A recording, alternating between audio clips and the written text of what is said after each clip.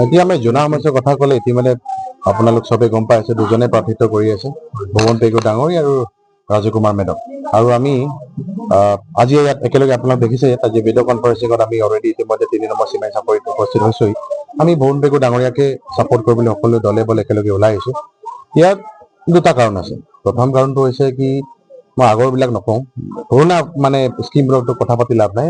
Last 5 yearsৰ কথাটো ক'বলৈ গ'লে এই যোৱা 5 বছৰত যি ধৰণে যি হাৰে আমাৰ জনা সমষ্টিত কাম চলিছে আমাৰ ভুৱন পেগুৰ আণ্ডাৰত, আপোনাৰ প্ৰথমটো মই একদম ষ্টাৰ্টিঙত ক'বলৈ গ'লে আমাৰ নেশ্যনেল হাইৱে কথাটো ক'ম, যোনটো 4 লেন ধুনীয়াকৈ বনিছে। ইতিমধ্যে আমি যদিও চাৰি মাজত ধেমালিকে এজন দুজন নিজৰে বিজেপি মানুহ কৈছিলে, যদিও যোৰহাট শিৱসাগৰ লাইনটো অত বছৰৰ কাম চলি আছে, শেষেই হোৱা নাই। কিন্তু আমাৰ জোনাই যোনটো 4 লেনৰ কামটো লেন একুইজিশ্যনৰ পৰা আৰম্ভ কৰি যোনটো আপোনাৰ লেন একুইজিশ্যন হোৱাৰ পাছত যোনটো ফাইনেন্সিয়েল ডিষ্ট্ৰিবিউশ্যন আৰম্ভ কৰি মানে বহুত সুকীয়াকৈ মানুহবিলাকৰ ছাপোৰ্ট কৰি সুকীয়াকৈ হৈ গৈছে। তেনেকুৱাকৈ 2 বছৰৰ ভিতৰতে ধুনীয়াকৈ 4 লেন ৰাস্তা কমপ্লিট হৈ গৈছে। আৰু ইয়াৰ বাবে আমাৰ জোনাইৰ সকলো ৰাইজে শলাগ ল'বই লাগিব বিজেপি চৰকাৰক। কাৰণ এটা মত এনেকুৱা আছিলে জোনাইত কি মানুহ এক্সিডেণ্ট হওক বা প্ৰেছাৰ ষ্ট্ৰক হওক বা হাৰ্ট এটেক হওক বা যিকোনো ধৰণৰ অৰ্গেন ফেইলিয়ৰ তেনেকুৱা ডাঙৰ বেমাৰ হ'লে আমাৰ ডিব্ৰুগড় যাবলগীয়া হৈছে। গোটেই দিন লাগি গৈছে ডিব্ৰুগড় গৈ পাবলৈ। তো তেনেকুৱা ক্ষেত্ৰতে বহুতকেইটা পেচেণ্টে আমাৰ চিমেণ্ট চাপৰিৰ পৰা সোমাই মেলি যোনটো আমাৰ ঘাট আছিলে সেইটো বা বগীবিল ঘাটতে মানুহ ঢুকাই গৈছে। বাট আজিৰ তাৰিখত আপোনালোক চাবলৈ পাব বহুত ৰেয়াৰ কেছেছত মানুহ মৰি আছে। কাৰণ ডিব্ৰুগড় ইয়াৰ পৰা মাত্ৰ 1 ঘণ্টা, জোনাইৰ পৰা 1 ঘণ্টাই লাগে। তো তাৰ বাবে আমি বিজেপি চৰকাৰক ধন্যবাদ জনাব লাগিব। সেইটো এটা হ'ল। দ্বিতীয়, এডুকেশ্যন ক্ষেত্ৰত বিজেপি চৰকাৰে আমাৰ ভুৱন পেগু ছাৰ ডাঙৰীয়াই বহুত গুৰুত্ব দিছে।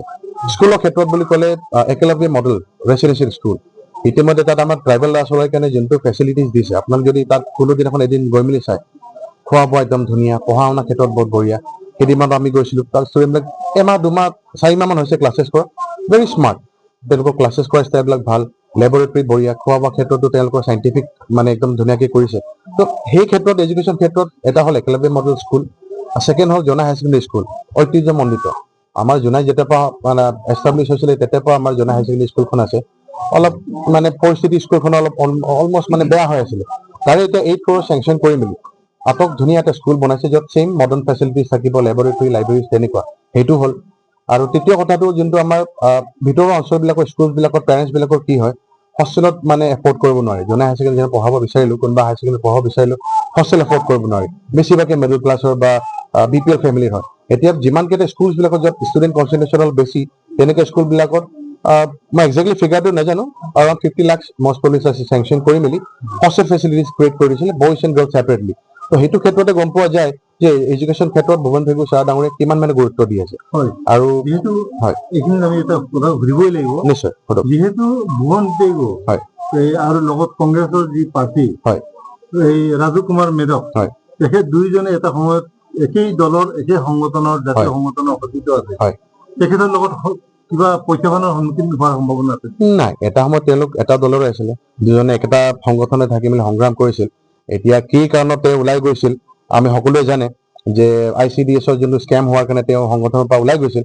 এতিয়া সংগঠনৰ পৰা ফেৰ মাৰাৰ পাছত লগে লগে তেওঁ কৈ আছে যে আমাৰ জাতীয় সংগঠনৰ মানে আমাৰ জোনাই অঞ্চলৰ প্ৰতি যিমানকে ডেভেলপমেণ্ট একো হাত নাই, কোনো ধৰণৰ মানে ডেভেলপমেণ্ট হোৱা নাই।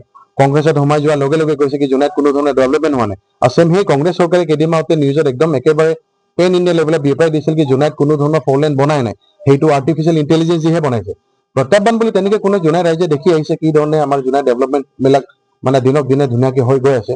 আৰু মই দুজনৰ মাজত এটাই ক'ব বিচাৰোঁ, আজি ইউথ চামে এতিয়া সকলোৱে এতিয়া প্ৰচলিত হৈ আছে যে জেনজি বুলি।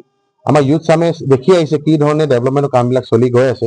আৰু জেনজি চাবই কি এডুকেটেড লিডাৰ এজন চুজ কৰাত আটাইতকৈ প্ৰয়োজনীয়। এটা এডুকেশ্যন ক্ষেত্ৰত এজন এডুকেটেড মানুহে চাব বিচাৰিব।